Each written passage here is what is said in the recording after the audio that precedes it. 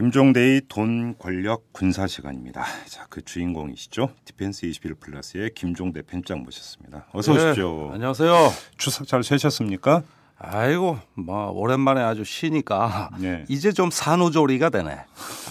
책 쓰고 아주 좀 쉬었어야 되는데. 네. 예, 이거 산후조리가 안 하면 큰일 나요 이거. 이제 쉬니까 좀 살 것 산후조리 같아. 해보지도 않고 산후조리 비유를 대고 있어요 지금. 해봤어요? 산후조리? 아니 원래 책 쓰고 논문 쓰는 사람은 산후조리라고 그래요. 하긴. 뭐 해봤어야 하셨지 참. 그러니까 팩트를 틀리면 할 말이 없는 거 아시죠? 아예 그러죠. 예. 그나저나 고향이 청주시던가요? 예, 맞습니다. 어떻게 청주 다녀오셨어요? 다녀왔죠. 예. 조상님들 제사도 잘 지냈고. 예. 예. 이 제사 문화에 대해서 어떻게 생각하십니까? 전 좋다고 봐요. 네. 그래요? 예, 저하고는 생각이 좀 약간 다르네. 우리가 이렇게 한반도에 평화롭게 사는 거는 조상님들한테 제사를 잘 지내서 앞으로 또 잘 지내야 돼요. 그래서 이 평화와 안정의 한반도 시대를 살고 있다. 저는 이렇게 생각해요. 제사와 한반도 안정이 뭔 상관이 있어요? 다 조상님이 지켜주는 거예요. 조상님의 음덕덕입니까? 그럼요. 그러니까 그 전시작전권 안 가져오면 조상님들 그 낫을 다음 명절 때 어떻게 보나? 작전권도 없는 나라가 제사를 어떻게 지내? 이제 아예 놀려고 등을 지려고 작정을 하셨구만. 그러니까 전 이런 게 이제 저는 체질화된 거지 이제 이 어떤 그 나의 어떤 직업관이 이 생활 속에서 체질화돼 있는 거죠 이게. 그래요? 예. 직업관이 체질화된 건 좋은데 좀 네. 적당한 논리 좀 갖다 대세요. 제사가 거기서 왜 나와? 제사가. 그런가? 그래도 그런 것 같아. 예. 그래요? 예. 그럼 열심히 기원만 하면 통일도 달성이 되는 겁니까? 그러니까 제사 잘 지내다 보면 그래서 천도교가 남북교류가 잘 돼요. 왜냐하면은 그 효천대제, 이 국태민안을 비는 그 제사를 지내거든 천도교가. 네. 그래서 남북 간에 천도교. 그래서 옛날 천도교 교령 오익재 씨 월복했잖아, 그렇지? 그래가지고 대선 망칠 뻔했잖아, 그죠? 그만합시다. 예. 얘기가 이상한 데로 지금 빠지고 있습니다. 예. 자, 지난주에 이제 이야기하다가 오늘은 군수산업, 방위산업을 한번 다뤄보기로 했어요. 그렇죠. 예. 네. 지난번에 이거 한번 제대로 다루자고 약속드렸어요. 네, 그리고 다음 주에는 바그너 다루는 거 아시죠? 바그너는 그건 소품인데 그걸 또 메인 뉴스로 뭐 못할 것도 없는데 일단 군수산업부터 제대로 다루죠. 그거 좀 합시다. 네. 우리나라 군수산업이 거의 지금 걸음마 수준이다 이렇게 평가를 해도 되는 거 아닙니까? 초보 수준이다. 통계적으로 봐도 말입니다. 우리가 연간 한 그 전력 투자비 그러니까 그 외국에서 무기 도입하는 거 이런 거 무기 사는 거 다 합쳐서 한 10조 원 가까이 돼요. 예. 이 중에서 국내로 그 떨어지는 돈 요게 한 2조 원 남짓이라고. 2조 원에서 3조 원으로 보면 돼요. 그럼 나머지 돈은 다 어디로 가는 게요? 그래, 외국으로 나가는 거죠. 네, 그렇죠. 주로 외국에서 직구매 무기 하는 거, 그죠? 대부분이 미국이고. 그 중에 한 80%가 미국. 그러면은 도대체 국방비를 쓰면 말입니다. 이게 국내 일자리를 창출한다, 부가가치를 유발한다, 또 기술을 개발한다 이런 효과는 그 중에 30%도 안 된다는 얘기 아닙니까? 이 얘기가. 근데 실상을 좀 일단 봅시다. 우리나라에서 소총 자체 제작합니까? 합니다. 예. 총알 제작합니까? 총알 합니다. 포탄 합니까? 포탄도 일부 합니다. 일부. 그런데 포탄을 대부분 하는데 그 중에 일부 기술을 미국에서 가져온 게 있어요. 미사일은 제작합니까? 미사일은 이제 내가 전에 얘기한 거 그 김정은 집무실 유리창 깨는 거 이런 거 이제 자체 개발했어요. 그래요? 예, 그다음에 옛날에 미국에서 들여온 현무, 나이키, 호크 이런 미사일 일부 개량해서 쓰고 있고요. 그다음에 없네? 가만히 생각해 보니 없네. 비행기까지는 가지 맙시다. 네. T-50 고등훈련기가 있는데. 많이 하시네. 왜 사람 무시하고 그러시고 그 정도요. 추석 뒤끝에. 그렇지. 그죠. 근데 그게 자체 우리 기술이라고 볼 수 있나? 그거는 록히드하고 공동 개발한 건데. 그래서 이제 말은 국산 훈련기라고 하지만 미국하고 록히드 마틴하고 공동 개발했는데 우리 마음대로 팔지도 못해요. 그래요? 미국이 다 갖고 있어요. 열심히 자랑했잖아요. 그 훈련기 중에서는 최초로 음속을 돌파한 훈련기라고. 그렇죠. 세계 유일이에요. 그러니까. 예. 대부분 미국이 이제 핵심 기술을 갖고 있고요. 사실은 삼성전자가 만드는 스마트폰 갤럭시도 자기 게 아닌 게 많아요. 그렇죠. 이제는 체계 종합, 우리가 기본적인 사업 구상을 하고 이렇게 관련 기술을 확보해서 전체 체계를 종합할 수 있는 이걸 국산 제품이라고 하는 거라고. 그런데 이제 그 중에서도 너무 과도하게 이제 의존하고 있다든가 기술을 또는 그로 인해 가지고 많은 어떤 제약이 따른다면 그건 국산품이 아니겠죠. T50은 반만 국산이라고 보면 돼요. 그래요? 그러면 우리 자체 기술로 그 개발하고 생산하는 건 T50 그 훈련기 중에 부품은 어떤 거 있습니까? 또 이거 어려운 질문을 하네. 그러니까 엔진은? 엔진 우리가 저 삼성테크인이 엔진을 생산하는데 네. 이걸 추적해 들어가다 보면은 생산은 우리가 해요. 예. 그런데 이제 대부분 기술을 이전받은 게 많고 예. 자체적으로 이제 항공기 엔진을 개발했다 그러면 그건 강대국이에요. 그러니까. 예. 지금 중국의 그 스텔스 전투기도 우리가 의심하는 이유가 거기에 엔진이 제대로 됐을까? 이런 것 때문이거든요. 위성까지 쏘려고. 위성도 쏴올리고 우주 개발도. 아니 그렇지 그거야 그렇지만은 그래도 객관적으로 그 못하는 게 아니라 저기 비용 대 효과가 안 맞아서 그렇죠. 할 수 안 하는 것도 많고요. 자 그러면 알겠습니다. 네. 그리고 또 하나 군화는 자체 생산하죠. 군화요? 네. 군화 자체 생산하는데 그거 제양군인에 지들이 다 한다고 몽땅 가져갔다가 근데 물이 새 밑창이 떨어지고 물이 새고 해가지고 전량 반납했어요. 그런데 네. 그 제양군인의 저 호국 안보 세력이 장난치다 그랬어요. 옛날에는 그런 일 없었어요. 그러니까. 그 밑창이 다 떨어졌어요. 네.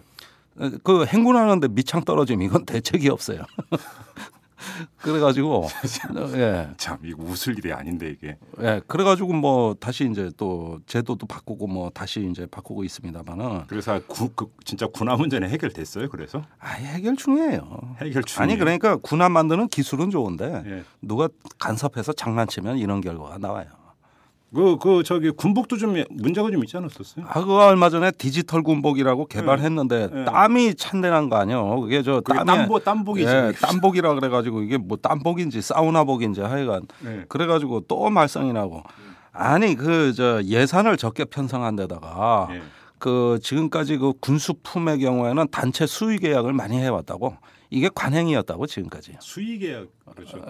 어떤 조합을 만들어 거기하고 수의 계약을 한다든가 뭐 이런 폐단들이 좀 많다 보니까 이 품질 불량의 군수품 문제 이게 어제 오늘의 일이 아닙니다. 뭐 군화뿐만 아니라 개인 장구류가 대부분 그래요. 피복까지도.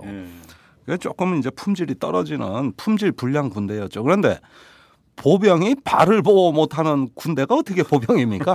마른 보병이라고 해놓고 저 움직이는 그 군화가 제일 시원찮아요.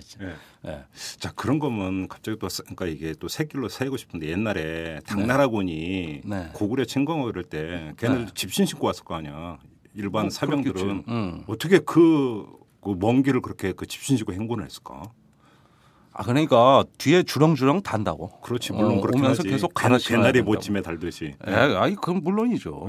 집신 아니면 남학신. 근데 전투하다가 집신 벗겨지면 어떻게? 아니 맨발로라도 싸워야지 뭐 그렇게 따지면은 뭐 옛날에 원시 시대에는 어떻게 싸웠어? 다 맨발로 싸웠지. 됐어요 그만. 본론으로 갑시다. 군수산업에서 그 군화나 이 전투복은 빼고. 그러니까 군수산업 그러니까 여러 가지가 있는데. 우리가 이제 이 군수품이라면은 한 70만 정도예요. 한국군에. 이건 별게 다 있어요. 그러니까 무기류만 한정을 해서 무기에 한해서 그걸 방위산업이라고도 하죠. 자 그러면 이 초보전 수준을 못 벗어나고 있는 게 우리의 기술력이 떨어져서입니까? 아니면 미국이라 이런 제약이 많아서입니까? 그러니까 한국의 국방비가 세계 10위권에 항상 들죠. 어떨 땐 6위, 7위 꽤 많이 쓰는 나라예요. 국가 규모에 비해서. 그런데 이스라엘은 우리 반밖에 안 됩니다. 우리 절반의 국방비밖에 안 써요. 그래요? 그런데도 세계 최고 무기 다 개발했잖아. 그렇죠. 지금 우리가 이스라엘에서 사오는 무기가 많아요. 뭐 미사일. 얼마 전에 연평도 포격 사건 나고 스파이크 뭐 이런 미사일 배치했다 그랬는데 그 이스라엘제예요. 옛날에 또 저 정찰기도 우리가 금강백도 정찰기 사올 때 이스라엘제가 경쟁사였고 또 뭐 전자전 장비 우리 동부 지역에 90년대 한참 사업할 때 이스라엘 불란서 독일 3파전이었죠. 이런 거라든가 또 뭐 파바이 미사일 같은 거. 그다음에 얼마 전에는 조기 경보기도 우리한테 판다 그랬어요.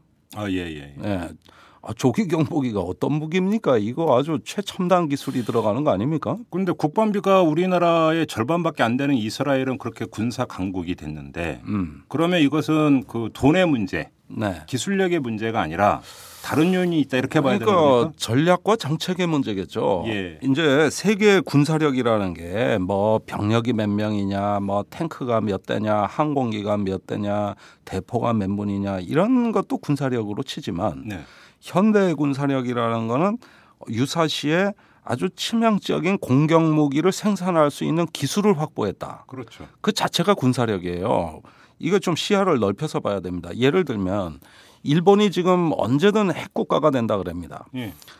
마음만 먹으면 이제 동북아에 플루토늄을 세계 최대 보유국이에요. 어마어마하게 보여죠. 그럼 이게 왜 위협이 돼? 핵무기가 아닌데. 그렇죠. 그게 유사시에는 일본이 마음만 먹으면은 무기로 만들 수 있는 기술이 있다. 그렇지. 예, 이것 때문에 위협이라고 보는 거 아니겠어요? 예. 그건 대만도 마찬가지예요. 예.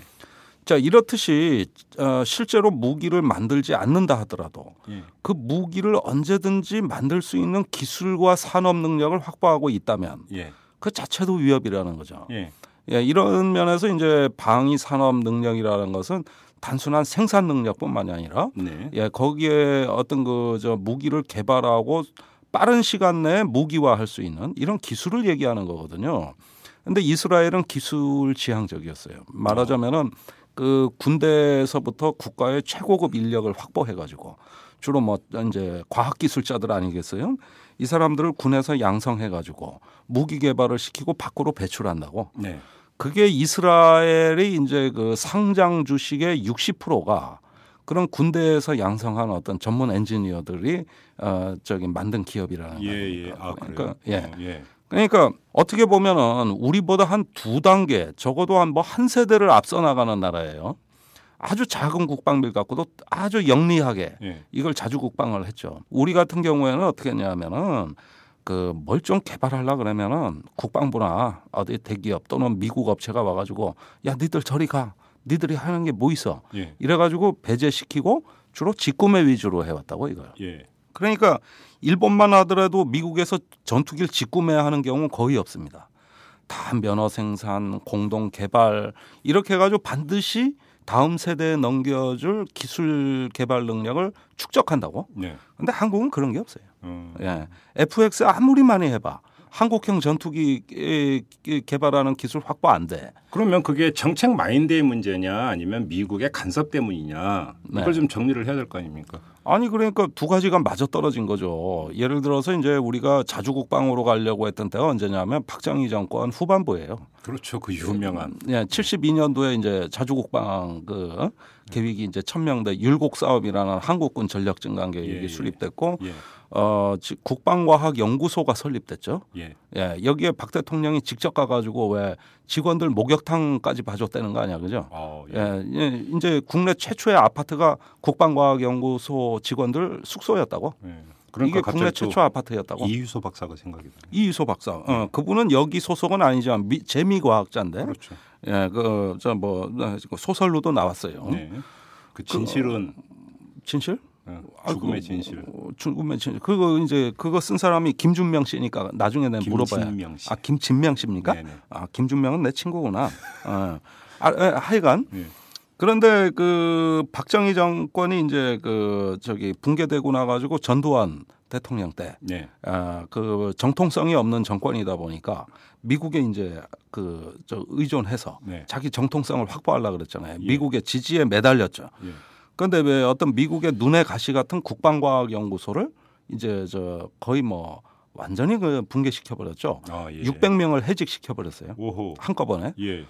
그래가지고 완전히 자주국방의 싹을 잘라버렸는데 나중에 전두환 대통령 말기에 우리나라도 미사일이 좀 있어야 되겠는데 박정희 대통령 때 어디까지 개발했냐. 그러니까 설계 도면도 안 남아 있더래. 개발자, 설계 자료, 도면 이런 걸 싹 없애버렸으니까. 그래가지고 그게 없어가지고 막 그때 정호용 국방장관이 막 화를 냈다는 거 아니에요. 오랜만에 들어보는 이름이네. 50의 청문회 나왔던. 쿠데타 때 특전사령관이었죠. 그렇죠. 오적 중에 들었죠. 그래가지고 완전히 그 싹을 잘라버렸어요.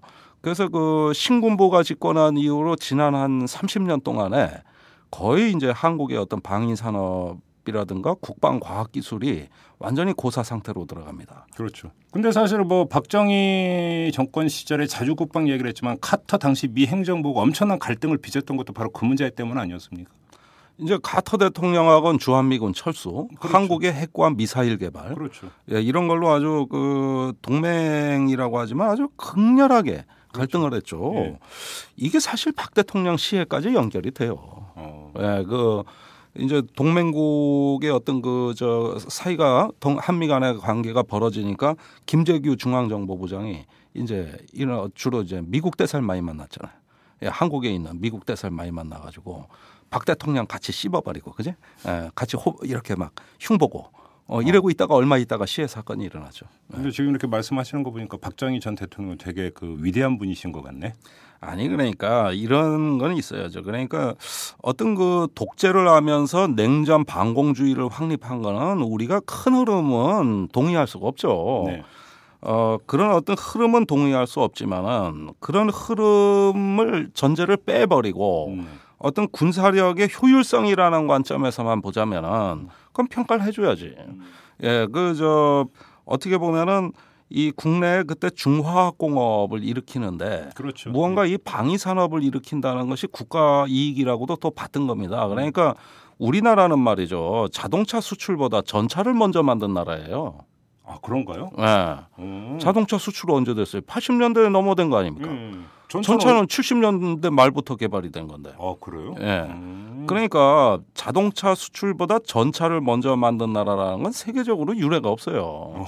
그러네. 네. 자동차 기술하고 전차 기술이 상대가 안 되거든요. 전차 기술이 더 복잡한가요? 아, 복잡하고 벌써 부품 수가 달라요. 그러니까 한 5만 개에서 7만 개 가량 들어간다고 전차에. 예. 이거를 자동차도 겨우 만드는 나라가 전차를 만들었다 그러니까. 예. 물론 기술은 외국에서 가져왔어요. 제가 일부 구성품도 가져왔지만. 탱크가 만들어진 계기가 원래 그 포였는데 이 포가 이제 딱 한 곳에 고정돼 갖고 쏘니까 네. 이걸 빨리빨리 이동을 시켜서 이동하면서 쏘고 이럴 수 있는 거 없을까? 이렇게 해서 시작해서 만들어진 게 탱크라면서요. 아, 그러니까 이게 그래서 포에다가 바퀴 단 게 탱크의 원조라며. 그래서 그게 바로 이제 혁신이라는 겁니다. 이게 융합되는 건데 그런 어떤 그 차량과 포를 한꺼번에 이렇게 융합시키면 이게 어떨까? 이게 전장에서의 혁신이라고 얘기하는 건데. 그게 창조 경제인가? 그게 이미 1차 대전 때 그 어떤 가능성이 입증이 됐고 2차 대전 때는 전면화된 거죠. 그렇죠. 그런 어떤 자그마한 혁신이 같은 국방비를 쓰더라도 그 불란서가 독일한테 와장창 깨진 이유가 바로 그런 어떤 그 혁신 능력 때문이었어요. 그 기갑전으로 불란서군을 무력화해 버렸잖아요. 독일이 2차 대전 때. 그 자그마한 혁신, 작은 기술의 우위가 전체 전장을 지배한다. 이런 것 때문에 이제 군사에 종사하는 사람들은 자꾸 첨단 무기를 따지고 뭐 첨단 기술을 따지고 하는 이유가 바로 이것 때문이라고. 자, 아무튼 다시 돌아와서 오늘 자꾸 새길로 빠지네. 오늘 질문이 많네. 사회자가 질문을 해야지 그럼. 아니 내가 주도하질 못하니까 내가 끌려가니까 자꾸 괜찮아 난 다 대응이 돼. 내 정도 되면은 다 대응이 돼요. 얘기했어요. 요즘 좀 약간 위험해. 우리 팬층이 약간 요즘 위험한 거 아세요? 그거 자신감이지. 그게 어떻게 위험한 겁니까? 아무튼 자 그러면 근데 제가 이제 그게 우리나라에서 방위 산업이 제대로 크지를 못하는 이유가 어디에 있느냐 계속 거듭해서 질문을 드린 게 몇 달 전에도 이제 미사일 사거리를 늘려야 된다. 그렇죠. 그런데 이제 그러면 이제 미국의 이른바 허가를 득해야 되네, 말해야 되네 이런 얘기가 많이 있었잖아요. 그러니까 결국은 미국의 통제와 간섭이 가장 주된 이유라고 봐야 되는 거 아닙니까? 맞습니다. 그러니까 이게 이제 어떤 한국 전쟁 이후의 한미 관계의 한 특성이에요. 미국이 전 세계에서 백인 국가들하고는 군사 기술을 잘 공유해. 예를 들어 나토, 이스라엘 뭐 이런 나라들하고는 잘한다고요. 그런데 우리 한국에 대해서는 그렇지가 않았어요. 이 한국에 대한 어떤 미국의 정책이란 건 뭐냐면은 한국의 방위력을 증강을 하되 한국이 독자적으로 북한을 침공하는 네. 말하자면은 북진 정책 같은 거 있잖아요. 이승만이 얘기한 그것 때문에 이런 것 때문에 또 일견 견제를 했다고. 견제를 하고 관리를 하고 제재를 했다는 거죠. 예를 들면은 이승만 대통령이 이제 정전협정에 반대하고 그 북진 통일을 계속 고수한 이래 한국군의 무기를 이양하는 게 굉장히 인색했어요. 그래서 그 일본에는 1970년대 이미 F-15를 갖다가 이양하고 이전하고 개발도 같이 했는데 우리는 그거 좀 팔라고 그렇게 그래도 전두환 때도 팔라 그래도 안 팔고 하다가 김대중 대통령이 와서야 이제 다 끝나가니까 그제서야 주잖아요. 또 더 오래된 무기로 이제 나이키 미사일이 있어요. 지금 대공 미사일로도 쓰고 있고 우리가 개량해서 이제 지대지 미사일로도 쓰고 있는데 이게 뭐냐 하면은 그렇게 달라 그래도 안 주고 그러다가 우리가 월남전 파병을 하고 그다음에 자꾸 뭘 자체 미사일 핵을 개발하려고 하고 이러니까 그거 하지 말라고 달래는 걸로 준 거라고 이게. 그러다 보니까 무언가 그 자체 방위를 위해 가지고 우리 스스로 어떤 무기의 완전성을 갖추려고 그러면 미국은 철저히 견제했습니다. 특히 기술은 아주 통제가 심했어요. 그게 그러면 일본하고 우리나라의 차이가 바로 거기에 있는 겁니까? 일본 같은 경우는 일본은 북한을 침공할 가능성이 별로 없다고 봤죠. 그렇죠. 저기 철저하게 미국이 미 군정 이래로 그 저기 어떤 국가의 어떤 길을 빼버렸다. 이러면서 이거는 이제 후방 병참 기지로 일본을 관리했는데 그러면서 이제 어떤 그 하나의 어떤 미국의 그 군수 생산 능력을 보완하고 이러다 보니까 거꾸로 일본 같은 나라는 옛날에 군국주의 전범 국가인데도 불구하고 공유하는 기술이 많았어요. 그러나 그 일본마저도 독자적인 전투기 개발하는 건 미국이 용납하지는 않았습니다. 철저히 견제했죠. 그러니까 지금 제가 이제 그 무기 도입 사업으로만 1년에 쓰는 게 10조라고 하셨나요? 자, 이거를 이제 우리가 경제에서 이제 흔히 이야기하는 이른바 수입 대체 효과로 만약에 본다면 실패했지. 그러니까 그것만 된다면 예를 들어서 일자리도 엄청나게 지금 창출이 될 수 있는 거 아닙니까? 경제적 관점에서 접근을 하더라도. 그러니까 지금 뭐 우리가 한 3만여 명 정도 돼요. 방위산업체 종사자가. 그래서 이것도 일자리 창출했다고 또 한국 방위산업도 만만치 않다고 되게 자랑한다고. 그러나 그거 아니죠. 막대한 국부가 다 해외로 빠져나가고 부가가치가 국내에 없어요. 예를 들면 나 이거 경제학과 나온 사람인데 원래는 조금 그거 경제학에 맞춰서 설명을 드리면은 우리가 탁구공을 딱 놓으면 위에서 아래로 툭 떨어져. 그러다 탁탁탁탁 튀다가 멈춰. 요 튀는 그 높이를 쭉 그래프로 그려보면 삼각형이 나오겠죠. 이 삼각형의 면적이 부가가치라고. 그러니까 즉 돈은 위에서 아래로 떨어져야 돼. 대기업이 중소기업에게로, 중소기업이 노동자한테로 이렇게 자꾸 돈이 위에서 아래로 떨어지면은 툭툭툭툭 튀면서 부가가치가 쭉 나오는 거거든요. 그런데 우리 경우에는 어떠냐 하면은 공이 위에서 밑으로 떨어지질 않고 위에서만 놀아. 예를 들면은 국방부가 국내 업체 개발을 시키면 한 10년이 걸리는데 외국에서 사오면 1, 2년이면 돼. 그러면은 외국의 대기업이나 미국 정부나 미국의 방위산업체나 또는 그 파트너로 우리 대기업을 설정한 다음에 여기서만 돈이 돌게 한다고. 이렇게 하니까 돈이 국민 경제 이 밑으로 떨어지지가 않는다 이겁니다. 그러니까 부가가치가 안 나와요. 여기서도 낙수 효과는 없는 거네. 없지. 아니 그거 나올 수가 없어요. 예를 들어 미국 같은 경우는 군비를 지탱하는 동력이 뭐냐면은 50개 주에 퍼져 있는 방위산업체입니다.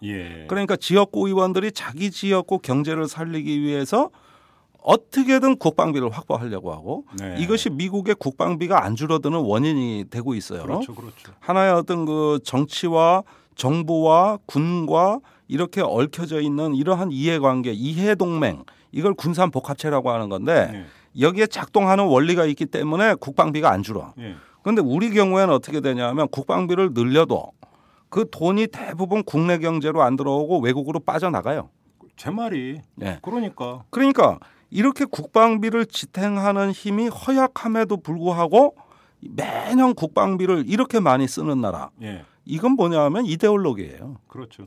이건 국가 이익이 아니에요. 그러니까 이 방위산업 같은 경우도 경제적 관점에서 좀 접근해 들어갈 필요가 있는 것이 아니냐. 그러니까 그 뭐 일자리 창출 하는데 거기서 좀 그러니까 그 자주국방 지향을 하고 네. 기술 자립 지향을 하고 네. 그래서 거기서 예를 들어서 수입 대체 네. 추진하고 수입 대체는 진짜 이런 분야에서는 수입 대체를 좀 해야 돼. 70년대 용어예요, 그게.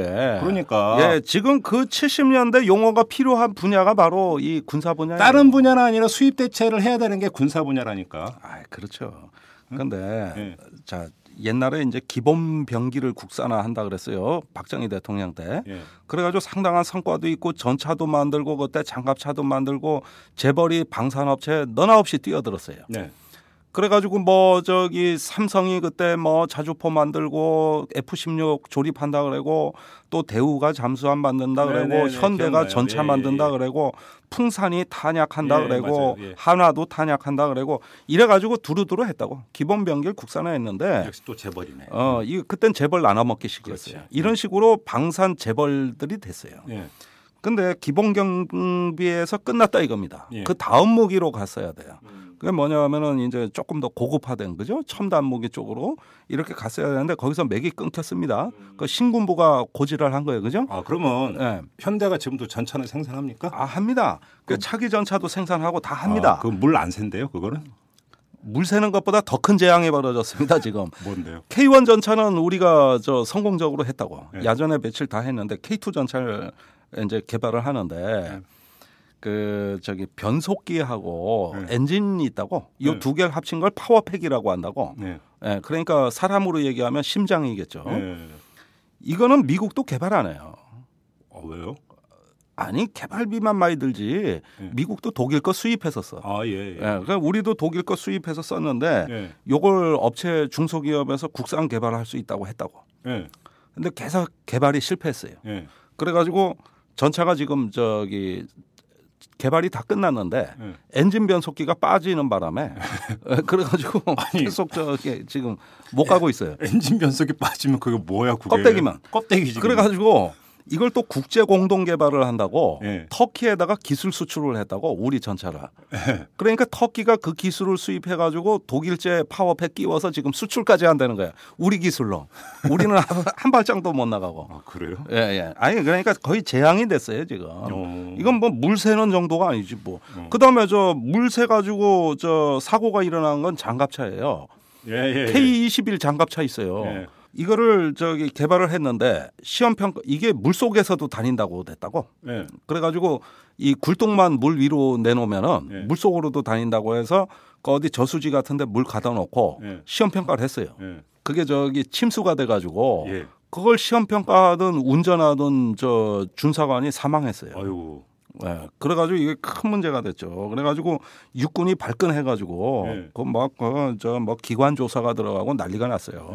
이 K 계열의 지금 이 무기 체계가 아주 큰 실현과 방황을 하고 있어요. 지금 전차 장갑차가 이래.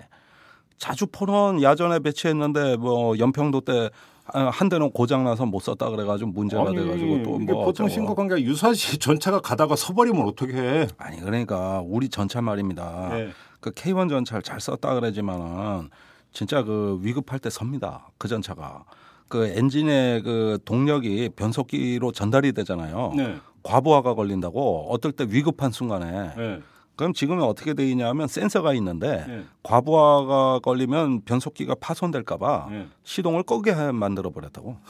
전쟁 중인데 예를 들어서 전쟁 중인 상황에서 그럼 재시동까지 걸리는데 6초 내지 7초. 그다음에 재시동하면 유압으로 포탄을 발사한다고. 이런데 그 유압기 구동되는 것까지 걸려서 초탄 발사까지 47초. 이렇게 해가지고 시동이 꺼져버리고 막 이런 문제들이 많이 생겼어요. 그래가지고 옛날에는 이게 저 변속기가 파손이 되는데 한 개 가는데 5,700만 원이 들었다고 그때. 와. 변속기 한 개. 변속기 한 대? 그 창정비 하는데 5,700만 원이 들었어요. 전차 한 대가 한 얼마쯤이에요? 지금 개발하는 K2 전차는 70억 원 정도. 한 대. K1 전차는 20억 원대. 이렇게 돼요. 그런데 이런 어떤 그 야전의 어떤 운영하는 과정에서의 어떤 성능 또 개발하는 과정에서 위험 관리가 안 돼가지고 그 저기 어떤 엔진 변속기 이런 문제로 해가지고 개발이 지금 중지돼 있다거나 생산이 중지돼 있다거나 이런 문제들로 인해 가지고 대실현인데 아니 지금 다른 나라들은 말이지 옆에 일본은 전투기를 개발한다 그러지 저 이스라엘은 조기 경보기를 생산한다 그러지 이러는데 겨우 지상무기 이걸 갖고 말입니다. 네. 이렇게 국방비를 그동안 많이 써오고 아니 나로 해온 나라가 나로호도 사실은 그게 저 민간 우주 사업으로 다 돼 있지만 그 미래 미사일 기술하고 관련돼 있어요. 그게. 그러니까 다들 그렇게 추론을 하잖아요. 근데 문제는 기술 이전이 안 된다면서요. 안 된다. 그러니까 저기 한국이 미국이 같은 강대국이 보기에는 기술 이전을 절대 해서는 안 되는 기피 국가가 됐단 말입니다. 예. 그러니까 무슨 동맹이 이래? 한미 동맹 60주년이라면 그러면서 뭐 이래? 예. 왜 이렇게 차별을 해? 예. 이런 것 때문에 뭐가 될 수가 없는데 그 재작년에 하나 사건이 터졌어요. 뭔데요? 우리가 F-15에 그 센서가 하나 있어요. 타이거 아이라고. 그 센서를 누가 뜯어봤다는 거예요. 이게 뭐 뜯어본 건지 아닌 건지 모르겠는데 이 첩보가 주한 미군에 입수돼가지고 미 본국에 보고가 됐어요. 또 그것도 어떻게 잽싸게 또 그렇게 또 요런 것만 정보를 팔아먹는 놈이 있어. 우리 한국군을 네. 어떻게 하면 조질 수 있는지 네. 요런 정보만 수집해 미국에 갖다 바치는 사람들이 있어요. 쟤 누군지 알아요? 주로 한국계 미국 사람들인데 이 사람들이 첩보를 입수해서 보고를 하니까 그때가 재작년 을지연습 기간이었다고 8월에. 그러니까 그걸 뜯어본 건 어떻게 이제 그걸 한번 기술을 하기 위해서죠? 아니 하도 고장이 잘 나서 벌레가 들어갔을지도 모르고 이게 정비가 안 되니까 이거 정비하려면 미국 기술자 또 불러야 되니까 열받잖아요. 그래서 공군에서 손을 댄 것 같아요. 그거 뜯어봤다고. 미국의 저기 차관이 날라왔습니다. 을지연습 기간 중에 11명 일행을 데리고 왔는데 그중에서 제일 어린 놈이 30대인데 이자가 을지연습 기간 중에 우리 군 관계자들이 모인 자리에서 책상 탕탕 치고 벽을 치고 아주 입에 거품을 물었다고. 하도 그 서슬이 펄해가지고 그 이듬해 작년에 방위사업청에 못 보던 직위가 하나 생겼어요. 무슨 국제기술협력관이라고. 이게 뭐냐 하면 하도 미국이 압력을 넣으니까 니네 뜯어보면 죽인다 니들. 이런 식으로 협박을 하니까 저기 뭡니까 그걸 아예 전담하는 기술 보안을 전담하는 그리고 저기 뭡니까 내친 김에 한국의 그 저기 뭡니까 요즘 개발하는 뭐 청상어, 홍상어 이런 어떤 거 어뢰 같은 것도 있고 미사일류를 우리 방산업체에서 개발하는데 그걸 자기네 하품 미사일 기술을 카피했다고. 요 조사단이 또 들이닥쳤어요. 이래가지고 완전히 어떤 한국에 대한 기술 제국주의, 기술 패권주의의 어떤 그 높은 잣대를 들이대면서 무지한히 공세적으로 나오고 있다고 얘들이. 아니 근데 저는 다른 거 다 관두고 평상시에는 그렇다고 쳐요. 또 유사시에 전투기 떠야 될 거 아니야. 전투기 떠야 되는데 안 떠. 그럼 부품도 뜯어보고 즉각 정비를 해야 될 거 아니야. 근데 할 수가 없다는 거잖아요. 그러면. 그래서 지금 전투기 가동률 떨어지는 거 봐. 저게 왜 저렇게 되냐고. 아니 지금은 그렇다고 유사시에 그러면 어떡하냐고 도대체. 유사시에는 물론 어떤 긴급 조달 내지는 어떤 그 긴급 지원이 있고 미국에서 또 많은 무기가 지원이 돼요. 물론 이것도 공짜 아니에요. 사람들이 지금 다들 착각하시는데 유사시에 미국이 지원하는 전쟁 물자가 있어요. 뭐 거기엔 여러 가지가 있을 거야. 뭐 그중에 이제 무기 부품 같은 거 그죠. 이런 거 요즘은 모듈 개념이라 그래가지고 어디 한 군데 고장나면 수리하는 게 아니라 통째로 그 구성품을 갈아 껴준다고. 이런 식으로 하는 건데 이거 전쟁에서 나면은 다 채권으로 산입이 돼가지고 미국에 전쟁 끝나면 다 갚아야 되는 거예요? 다 갚아야 돼요. 그게 일주일간 개전 일주일 동안 한 600억 달러 정도 봐요. 그것도 옛날 통계로 600억 달러예요. 지금은 더 나갈 거예요. 무슨 동맹이 그래요? 아니 그러니까 이 한국의 어떤 안보 위협이라는 거는 미국한테 어떤 그 두 가지 이익을 가져다 주는 겁니다. 첫째는 한국의 무기를 팔 수 있고 연년셋에 그 정비를 명목으로 뜯어가는 돈 이렇게 해서 상업적 이익을 줘요. 두 번째는 미국 내 방산업체 일자리를 창출할 수가 있어요. 그렇죠. 이런 어떤 그 여러 가지 그 경우를 보면 제가 옛날에 한번 이걸 통계를 내본 적이 있습니다. 우리 국방비의 무기 도입비로 미국의 일자리 창출하고 한국의 일자리 창출을 비교하면 어떻게 되느냐. 옛날 한참 때는 약 한 20대 1. 예, 지금은 10대 1이 좀 안 되지만. 그러니까 20대 1이 미국이 20인 거죠. 그러니까 우리 국방비로 우리 국방비 중에 무기 도입비로 국내 일자리 1개를 창출한다면은 같은 시기에 미국에서는 거의 뭐 한 10개 가까운 일자리를 우리가 창출해 주는 거예요. 자, 그러면 지금 정권에서 이 방위 산업을 키우고 자주화할 수 있는 여지가 없습니까? 있어요. 있죠. 예, 보십시오. 자, 이거를 미국의 그 어떤 견제를 뚫는 방법이 뭐겠어요? 미국이 기술 패권주의가 아주 강한 나라잖아요. 이걸로 전 세계 군사적 패권을 유지하는 비결인데 유럽 같은 경우는 장벽이 낮잖아요. 그러면 유럽에서 들여와서 기술을 섞어버리면 돼요. 그렇죠. 그러면 추적을 못 해요. 예. 사우디가 왜 미국 전투기도 사고 유럽 전투기도 삽니까? 이스라엘은 또 왜 그러고 왜 전 세계 지구상에 있는 국가들이 여러 갈래로 무기 수입의 선을 다변화하냐 이거야. 그렇죠. 그건 뭐냐면 국가 이익이 있다고 보는 거예요. 그렇죠.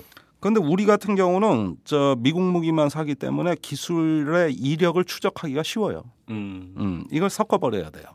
그래서 자유 경쟁으로 붙여버려야 되는데 그러려면은 유럽에도 문호를 개방해줘야 되는데 지금 우리가 유럽 무기를 사는 경우는 어떤 경우냐면은 미국이 제때 납품할 수 없는 무기, 또 미국이 어떤 팔 수 없는 무기 이런 경우에는 나머지를 유럽제 무기를 산다 이겁니다. 근데 그렇게 하지 말고 정말 공정하고 객관적으로 이걸 검증해서 자유 경쟁으로 해가지고 유럽 쪽으로 시선을 돌리면 우선 유럽은 기술을 많이 줘요. 지금 우리가 해외 수출하는 무기가 다 유럽제 기술이에요. 예를 들어 봅시다. 저기 잠수함 수출하잖아요. 왜? 이거 저기 유럽의 저 독일 기술, 독일의 그 하데베사라는데 여기하고 협력해서 잠수함 만들었잖아요. 그러니까 이제 수출돼요. 다음번에 이제 저기 저 수리온 헬기 우리가 이제 수출하려고 하고 있는데 이거 저 유럽의 유로콥타사 이쪽하고 협력한 거잖아요. 그러니까 대부분 보면은 그나마 지금 어떤 수출을 꿈꿀 수 있는 것들은 유럽제 기술을 많이 사용한 것들인데 유럽은 그걸 갖고 수출을 규제하고 이런 거 별로 안 하거든. 그러면 여기서 이제 아주 순진한 질문. 진짜 순진한 질문. 그러면 유럽제 사면 되지 왜 미국제를 고수하냐? 라는 질문은 너무 순진한 거죠? 그러니까 그게 바로 이데올로기고 아니 내가 바로 그런 질문을 원해. 너무 뻔하잖아 대답이 그거는. 아니 그래도 그렇게 평범하고 상식적인 귀와 같은 비전문가가 나한테 질문할 때는 상식적이어야 돼. 그래야 내가 전문가답게 얘기를 한다고. 오늘 계속 도발 모드로 가는데 뭐 추석 때 뭐 잘못 드셨어요? 아니 내가 한 가지 예를 들자면. 우리가 F-16을 90년대 미국하고 이제 했잖아요. 사업을. 절충교역이라고 하는 게 그 기술 이전 수단인데 그 무기 도입 가격의 30%를 했다고. 같은 시기에 그리스나 터키나 이런 데는 70%와 120%를 했어요. 그다음에 터키가 요즘 어디 해외 무기 이렇게 계약하는 거 보면은 절충교역을 200% 합니다. 그러면 무기를 도입하는데 뜯어먹은 기술이 또 뜯어먹은 그 혜택이 무기 도입 가격의 100%가 더 있다는 거 아니야, 그죠? 그러니까 한 개 사업으로 2개 사업을 해요. 우리 경우에는 대부분 30%예요. 아니면 요즘 조금 좋아져서 50%예요, 그나마. 이렇게 불리한 조건으로 미국 무기를 산다는 걸 우리나라는 당연시해요. 왜? 경쟁을 안 하니까. 처음부터 내정돼 있으니까 미국제로. 기차가 레일을 위해서 자유로운 거거든. 레일을 탈선을 못 한다고. 그렇죠. 그래서 한미동맹이란 레일을 위해서 계속 움직여요. 자, 이렇게 되나놓으면 어떻게 되냐면은 이 구매자는 우리인데 바잉 파워를 우리가 갖고 있는데 어떻게 된 게 가불이 바뀌었어. 기종 선정만 하면 그때부터 미국 업체가 갑이요. 이제는 부품 하나 달라고 거꾸로 사정해야 돼. 아까 타이거 아이 사건도 그랬고 옛날에 금강백도 정찰기의 어떤 구성품 하나가 소비자 자꾸 고장나서 소비자 조건이 전혀 구현이 안 되고 있구만. 안 돼. 고장나가지고 이걸 우린 못 뜯어보니까 미국에 보내서 뜯어봐야 되는데 배터리 하나 갈아주더라는 거예요. 이러느라고 몇만 불. 그래요. 왜 미국제만 그렇게 사야 되는지는 우리 청취자 여러분들이 더 잘 아실 것 같고 우리가 이제 아주 꼬마애가 이제 과학도를 꿈꾸는 꼬마애가 처음 하는 게 뭡니까? 옛날 7, 80년대 기준으로 하면 트랜지스터 라디오 해체부터 하지 않습니까? 그렇습니다. 그래서 다시 조립하는. 그죠? 이게 안 된다는 거잖아요. 이게 지금 안 된다니까. 이게 안 된다는 거잖아요. 앞으로 이게. 들어오는 무기엔 전자칩이 내장돼 있어 뜯어보면 즉각 알아. 그러니까 앞으로는 손도 못 대. 근데 참 그것도 참 희한하네. 그걸 즉각 안다라는 것도 아니 뭐 그 우리 내부에서 누군가가 고자질을 하니까 즉각 아는 거 아니야. 아 그렇습니다. 네, 알겠습니다. 방위 산업이 안 되는 이유. 근데 참 방위 산업이 수입 대체만 되면 일자리도 참 엄청 늘어날 것 같은데. 이 정도 국방비 쓰는 나라에서 그거 하나를 못 했다는 게 이게 신경질 나죠. 그러니까. 다른 나라는 다 했다는데. 그러니까 말입니다. 알겠습니다. 자, 추석 뒤 끝에 약간 오늘 김종대 편장께서 계속 도발을 하셨는데 아무튼 이렇게 마무리를 하도록 하겠습니다. 알겠습니다. 네, 수고하셨습니다. 네, 고맙습니다. 여러분은 지금 10만인 클럽 회원 안진아가 후원하는 김종배 이슈 털어주는 남자를 듣고 계십니다. 분노와 절망의 시대, 우울증 치료제가 필요하세요? 정치 때문에 시민들이 웃는 그런 세상을 바라세요? 변화하는 서울과 서울 시민의 삶. 정치가 즐거울 수 있다는 희망의 증거를 만나보세요. 오윤호가 묻고 박원순이 답하다. 정치의 즐거움 오마이북.